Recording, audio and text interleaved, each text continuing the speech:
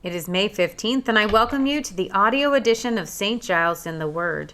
We will read Acts 12 and Isaiah 40 in the New International Translation, beginning in the book of Acts. It was about this time that King Herod arrested some who belonged to the church, intending to persecute them. He had James, the brother of John, put to death with the sword. When he saw that this met with approval among the Jews, he proceeded to seize Peter also. This happened during the festival of unleavened bread. After arresting him, he put him in prison, handing him over to be guarded by 4 squads of 4 soldiers each. Herod intended to bring him out for public trial after the Passover.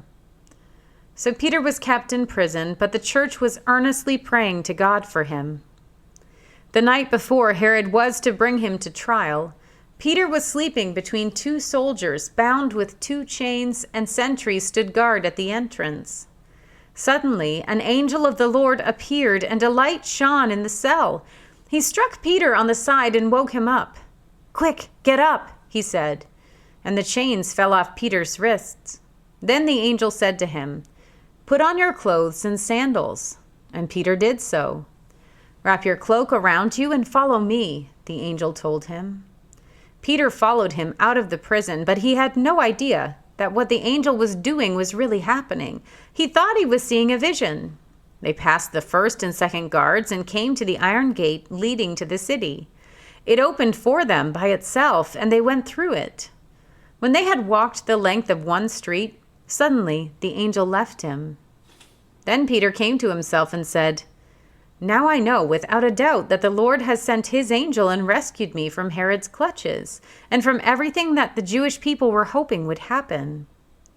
When this had dawned on him, he went to the house of Mary, the mother of John, also called Mark, where many people had gathered and were praying.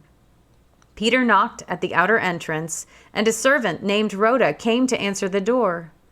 When she recognized Peter's voice, she was so overjoyed she ran back without opening it and exclaimed, "Peter is at the door!" "You're out of your mind," they told her. When she kept insisting that it was so, they said, "It must be his angel." But Peter kept on knocking, and when they opened the door and saw him, they were astonished.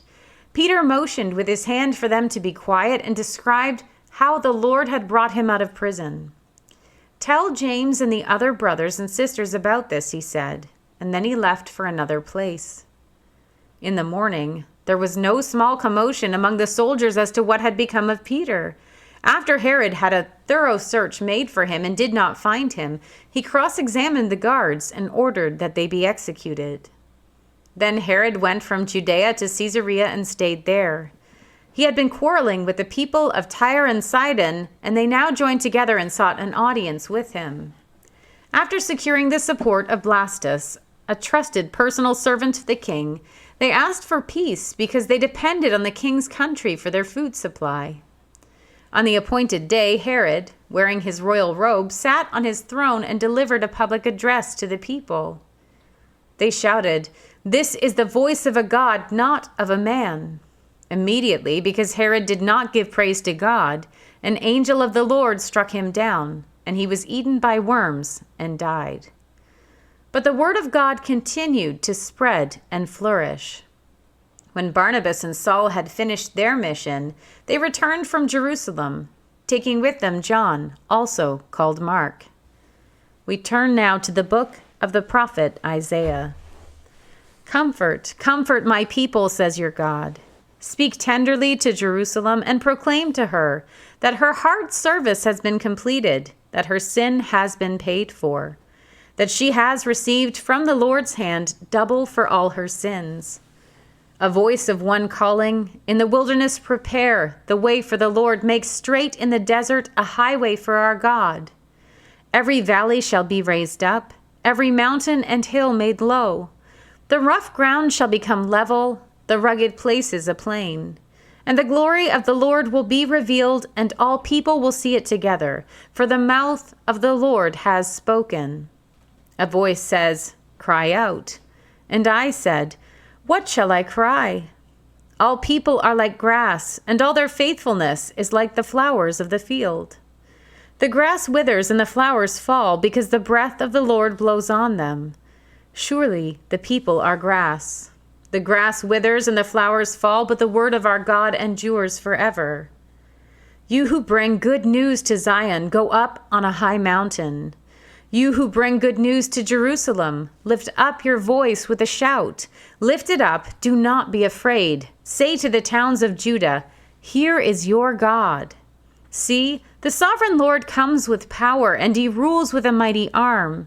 See, his reward is with him, and his recompense accompanies him. He tends his flock like a shepherd. He gathers the lambs in his arms and carries them close to his heart. He gently leads those that have young. Who has measured the waters in the hollow of his hand, or with the breadth of his hand marked off the heavens? Who has held the dust of the earth in a basket, or weighed the mountains on the scales and the hills in a balance? Who can fathom the Spirit of the Lord, or instruct the Lord as his counselor? Whom did the Lord consult to enlighten him, and who taught him the right way? Who was it that taught him knowledge, or showed him the path of understanding? Surely the nations are like a drop in a bucket. They are regarded as dust on the scales. He weighs the islands as though they were fine dust. Lebanon is not sufficient for altar fires, nor its animals enough for burnt offerings.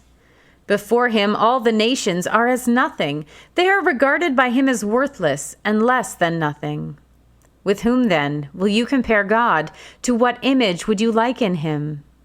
As for an idol, a metal worker casts it, and a goldsmith overlays it with gold, and fashions silver chains for it. A person too poor to present such an offering selects wood that will not rot. They look for a skilled worker to set up an idol that will not topple. Do you not know? Have you not heard? Has it not been told you from the beginning? Have you not understood since the earth was founded? He sits enthroned above the circle of the earth, and its people are like grasshoppers.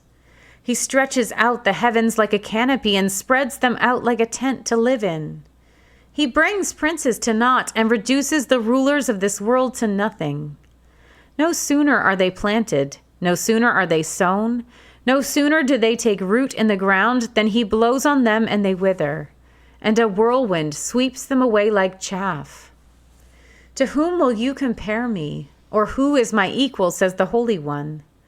Lift up your eyes and look to the heavens, who created all these. He who brings out the starry host one by one and calls forth each of them by name. Because of his great power and mighty strength, not one of them is missing. Why do you complain, Jacob? Why do you say, Israel, my way is hidden from the Lord, my cause is disregarded by my God? Did you not know? Have you not heard? The Lord is the everlasting God, the creator of the ends of the earth. He will not grow tired or weary, and his understanding no one can fathom. He gives strength to the weary and increases the power of the weak. Even youths grow tired and weary, and young men stumble and fall. But those who hope in the Lord will renew their strength. They will soar on wings like eagles. They will run and not grow weary. They will walk and not be faint.